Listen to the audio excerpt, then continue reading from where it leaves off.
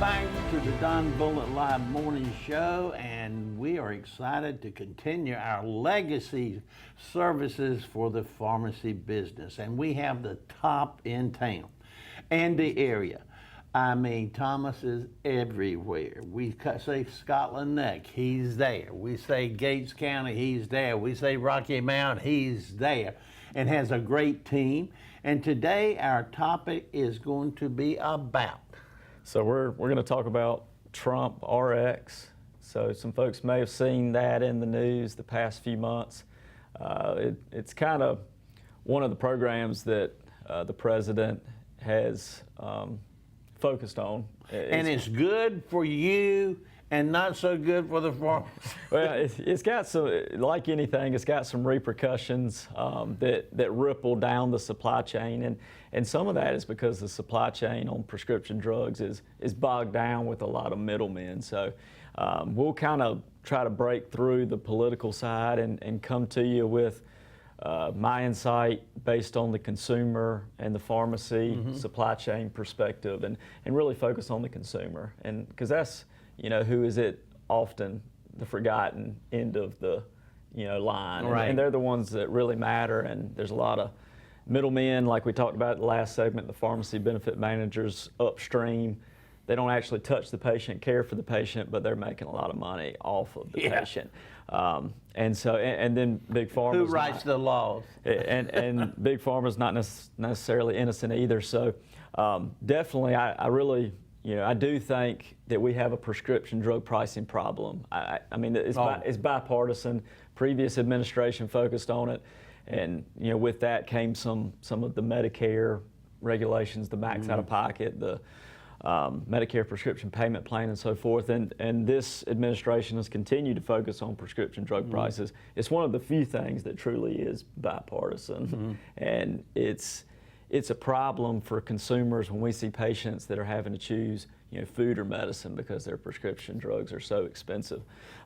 So the intention with this, program called Trump RX was designed to lower some of the prices of some of the really compared expensive to other the world, countries. yeah. Correct. So the executive order essentially, required it was an agreement of sorts with a few pharmaceutical manufacturers to lower their prices to reflect prices in other similar developed countries.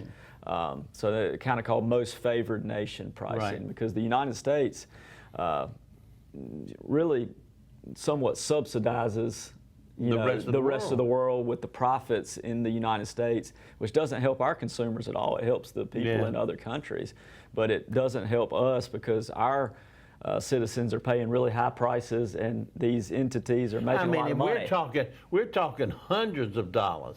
We aren't talking not just 5, 10, or 20. 15, We're talking hundreds of dollars. Shaving hundreds of dollars off the list price. And so, these other countries are, like you said, paying hundreds of dollars per, drug, less, and the profits made by, PBMs and Big Pharma, really subsidize the pharmaceutical company's ability to lower the prices in the other countries, which obviously, most people would think that doesn't really sound fair. Well, it's not. And so, this program, it started with a couple of manufacturers, Eli Lilly, Novo Nordisk, and centered around the GLP-1 injectables that are super popular for diabetes and weight loss. And the list price of those drugs, so, when we say list price, that's like the full retail price, that somebody would typically have to pay cash for at the pharmacy, and reflective and nobody's really wanting to do that, and it's reflective of what the pharmacy pays for it. So there's a little bit of profit for the pharmacy, but it's the list price of those drugs is over $1,000. And so the amazing thing is that through this program, a couple of these drugs, the direct-to-consumer price from the pharmaceutical company directly is, $150 to $300, and so everybody's probably thinking, how is that possible? That the list price that I pay for the drug from the wholesaler is over $1,000 or more, but how does the pharmaceutical company sell it directly to the consumer for 150 to 300. So the answer to that question is that through the supply chain, the pharmaceutical company needs to get their drug on an insurance formulary, a PBM formulary. And in order to do that, most of the way the system works is it's a rebate game. The PBM asks for a big rebate, off of the list price that they ideally would pass to the consumer, but they tend to pocket that amount. And so what that does is it makes Big Pharma inflate the list price to absorb the rebate. And then the price never actually goes down. Pharmacies actually get under reimbursed by the PBM for the drug, so they're not making any money typically on these GLP-1s. And so then it reaches the consumer, they're still paying high prices. So it's like inflated down the supply chain to the patient. And nobody, the only people that win are the PBM primarily, and the pharmaceutical company will raise the price to, prepare and adapt to the rebate, so basically when you cut out the pharmacy benefit manager, now they're not giving a rebate and they just lower that list price directly to the consumer. Now, it's really low, so I do wonder, are there some concessions, being given, some maybe, this is hypothesis, but, some easier tariff, enforcement or something on the companies that adopt this. Well, let me interject here, and that was something that over the last few weeks I had wanted to. If you are watching TV, and if during a break there's 10 advertisements, 70 or 80% of them are prescription drugs. Yeah. Typically only Pfizer. Country in the world that does that. I mean, we can't advertise this, we can't advertise that, but look at it. It's from one drug to another drug to another drug. And if you just listen to the side effects, if you took all the drugs, you'll be dead by the end of the day. It'll scare you. It will. And they rush through them at the end real quick. And with the small print. Yeah. So we're the only country. I mean, look tonight or this afternoon or whenever you're watching TV, look at the majority at different drugs. But Pfizer dominates. And we're, like I said, only country that does that. And it carries a lot of influence, and you really, sure it does. In my opinion, in a perfect world, you really want your physician, and you can discuss with your pharmacist too, but physicians are prescribing, you really want them to make a decision on what's best for you, not what influenced somebody from an ad, because the ad is a marketing thing. And we're being a little rough on, Big Pharma and PBMs. They have, PBMs I don't think have a big place, but Big Pharma's making novel drugs. If they make a good drug, that's great. Yeah. But when you market it direct to the consumer like that with advertisements, it can be a little deceiving at times, and they're focusing on the good and not the full picture. You really want an unbiased perspective on the drug. If I sit there and I'm buying food from you, and you said this is great food for you, but you're going to the bathroom every 30 minutes, and you may have a heart attack, and you may have this and side effect after side.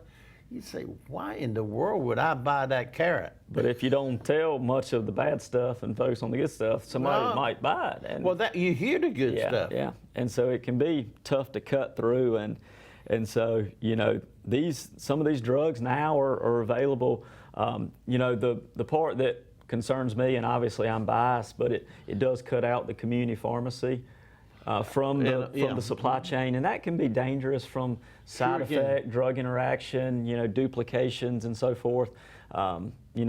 It's almost as if you're getting it over the counter. It's still a prescription drug, but when it goes from direct to consumer from the pharmaceutical company to the patient, I have concerns about folks that are taking multiple medications and knowing that they have, having somebody to talk to about the side effects and that'll tell you straight is valuable in my opinion, and that's what we do and counsel on. So I think it's well intentioned to lower prescription drug RX. I'm all for it, but Trump is on it. I mean, he's doing his best, and RFK is certainly not hurting himself by They're focusing endorsing on it. Because I was, you know, I think yesterday he was saying the thing is, so many physicians just prescribe pills, and they know nothing about nutrition.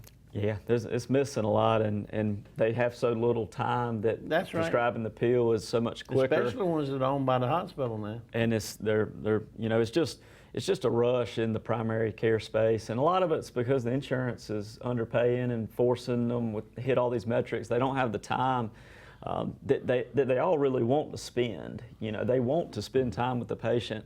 It's just unfortunate that there's a lot of red tape behind them from insurance and the payers that kind of keep them from being able to spend as much time as they like. But, you know, it's hard to deep dive into the nutrition and lifestyle and diet change. But, you know, every guideline that you look at, you know, hypertension, hyperlipidemia, blood sugar, you know, diabetes, first line is diet and lifestyle. First line That's right. treatment. So is much diet you and can lifestyle. do yourself. But, you know, a lot of people aren't willing to do it or No. don't have time to do it, and so we often go to a medication. So we see that, and I love to see people get off of a medication, surprisingly. Well, I was shocked to see how little emphasis med schools and the people that train about nutrition, how important that is. Yeah, I mean, it's definitely, I think it's coming back a little bit, and people are Well, let's hope so. focused on clean eating. But I think Kennedy has helped with that. He's definitely, that's high on his list, is focusing on the nutrition side. So I hope we'll see some positive benefits. It starts at an early age, you know, educating our young folks about what's good to eat, because, you know, the young body can take a lot, but it can add up over time, and they really need to know from the start, you know, because we're seeing people that are 16, 17, 18 with diabetes now. Well, you look Type at, 2, not autoimmune, yeah. type 2 which comes from diet and Yeah. lifestyle. But you look at these 5, 6, 7-year-olds that look like Pillsbury Doughboys. Well, I won't comment too much on that, but it's. I mean, seriously, I mean, I look down, I say, my goodness, they look like the Michelin. And unfortunately, the food that is often right in front of folks at the counter is processed. It's heavy carbs. That's where the SNAP is being adjusted. Well, it's just the food that a lot of young people are eating is not healthy food. Not you know. nutrition. And when they start eating it and tasting it, you know, it tastes good. Well, if you good look, stuff. all you have to do It's is sugar. look and And see. Yeah. sugar's addictive. Yeah. So it leads to, you know, more childhood obesity, and then, you know, teenage and adult obesity quicker. Well, you know, it's a problem for sure, and some of it is genetic too. Yeah. But Well, I know you have to do something at your firm, and so we're going to have to sort of cut you off and respect the time, because we got to get him so he can open up and see you guys today. So I'll let you close out, and when he's finished, we're finished. yeah, well, just to kind of recap, Trump RX is designed to try to lower the list price of some of the expensive Major. medications. You know, the route that it's taking, though, I wish it could just be lowered across the supply chain, because this carve out right here, direct to consumer, will not help anybody on the insurance side. It won't help, you know, get copays lower on the insurance side. It's only direct cash paying. So it bypasses insurance, which is, you know, that's great. You still have to be able to afford a $150, $300 drug. Not everybody can afford that every month. And so it's not going to help everybody. Especially when you're on multiple. Yeah, and so it's going to help some people, but not everybody. I'd love to see the list price, you know, go down just across the board, but the rebate game with the PBMs and Big Pharma is still happening on the regular insurance PBM supply chain. So that's what's key to know. This is not going to affect everybody. This is just a kind of a niche carve out that hopefully will allow some folks to get this drug cheaper than they were, if they can afford it. Well, You know, so hopefully it'll help some folks, and we'll see more to come. If you have questions for us at Medical Park Pharmacy, numbers on the screen, 443-7979. We're at 901 North Winstead Avenue. If you're not happy with your current pharmacy, come see us. We'd love to help you. let me say this. Maybe next time or sometime in the future, we can talk about this issue that's all of a sudden becoming big, and that's not, it's countries like China and India and America not replacing, you know, population, and people don't realize that. They say right now China population can go from 1.4 billion to 400 million. Oh, wow. Simply because, you know, they only kept male children for so long. Yeah. Yeah. And despite what we say in America, men just can't have children. But as a closer, You're getting out of my wheelhouse Yeah. now, but yeah, we can try to. but talk I about mean it that's in a separate way. I haven't been tracking that. But anyway, we gotta go. We'll be back shortly, and I'll bring on that famous Sandra Smith, and she'll be back with me in a bit. All right. Thank you, Roger.